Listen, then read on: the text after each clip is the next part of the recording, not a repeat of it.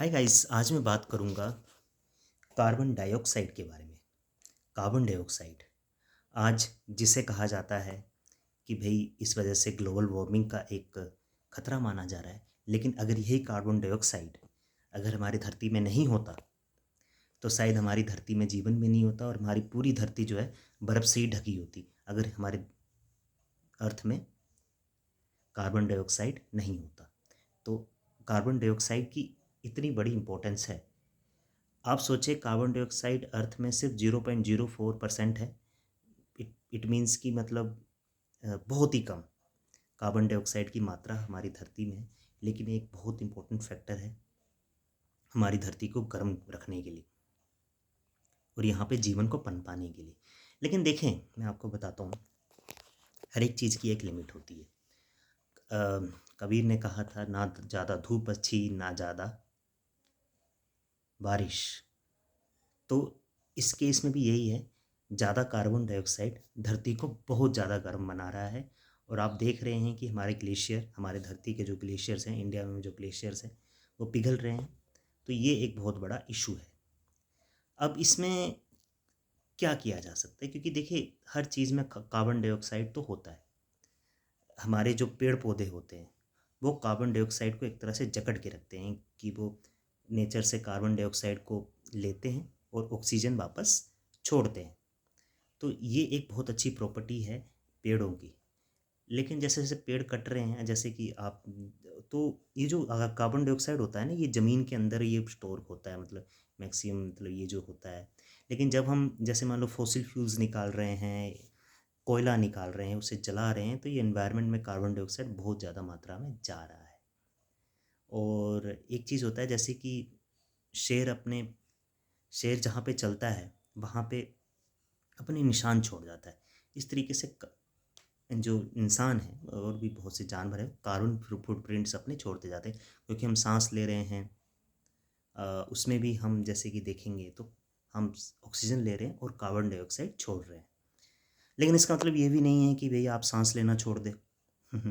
तो वो तो एक इम्पोर्टेंट है कि भई सांस ऑक्सीजन चाहिए जीने के लिए। तो ये सब चीज़ें हैं।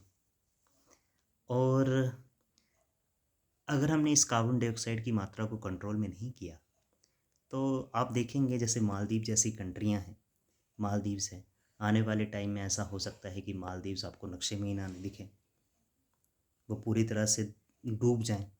तो ये भी एक खतरा मालदीव्स के लिए मंडरा रहा है कि आने वाले टाइम में मालदीव्स पूरी तरह से पानी में समा सकता है।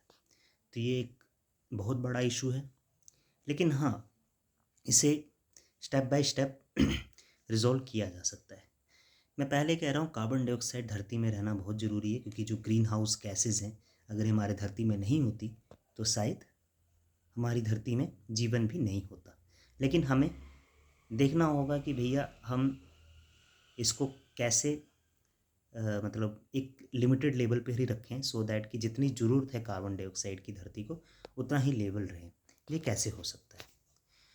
ग्रीन एनर्जी, ग्रीन हाइड्रोजन, ये सब बहुत सी इम्पोर्टेंट चीज़ें हैं जिससे हम कार्बन डाइऑक्साइड की मात्रा अपनी धरती से जितनी लिमिट चाहिए उतने लेवल तक कर सकते हैं। ठीक है। अब एनर्जी की ज़रूरतें हैं, जैसे कि मान लो कोयला है, घरों को गर्म रखना है, खाने के लिए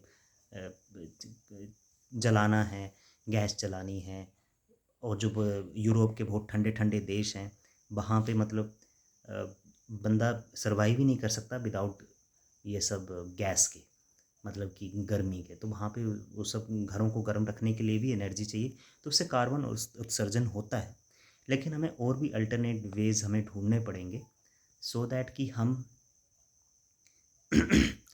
चीज़ों को कंट्रोल में ला सकें। ठीक है। और और भी बहुत से तरीके हो सकते हैं। सरकार कुछ रेगुलेटरी प्रोविज़न्स लेकर आए।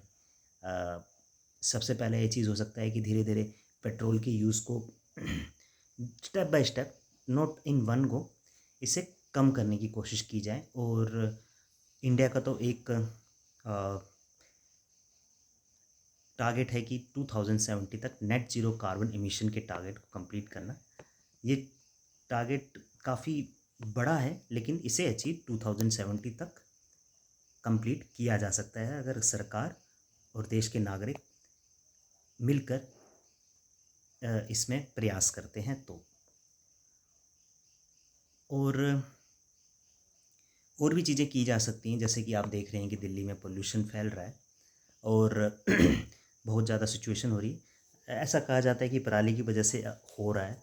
हो सकता है कि वो भी एक छोटा मोटा फैक्टर होगा, लेकिन दिल्ली का जो ज्योग्राफिक मतलब जहाँ पे जिस लोकेशन पे दिल्ली है, जितना भी गेंजेटिक प्लेन्स हैं, जितने भी जैसे प्लेन्स हैं जो गंगा नदी और यमुना नदी के प्लेन्स हैं, पूरा प्लेन इलाका है, वहाँ पे वो ऐसी लोकेशन है कि वहाँ पे जो पोल्यूशन है वो वहीं पर ही टिका रह जाता है और वो वहाँ से हटता ही नहीं है ज्योग्राफी की वजह से। क्योंकि आप देखेंगे तो नॉर्थ में तो हिमालय है, नीचे आप देखेंगे अरावली रेंजेस हैं, उससे नीचे पठार हैं मध्य प्रदेश में। तो उस वजह से एक तरह से गैस चैम्बर जैसी सिचुएशन पैदा हो जाती है ये सब एरियाज़ में।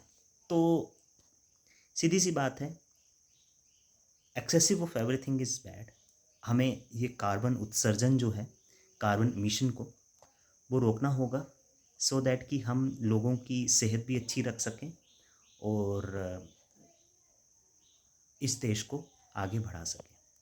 यही था मेरा वीडियो कार्बन से रिलेटेड, कार्बन डाइऑक्साइड की क्या इम्पोर्टेंस है और ज़्यादा कार्बन डाइऑक्साइड जो है वो धरती को किस तरह से नुकसान कर सकता है। वीडियो कैसा लगा तो ज़रूर आप वीडियो को लाइक करिए और हाँ, मेरे चैनल को ज़रूर सब्सक्राइब करें। Thank you.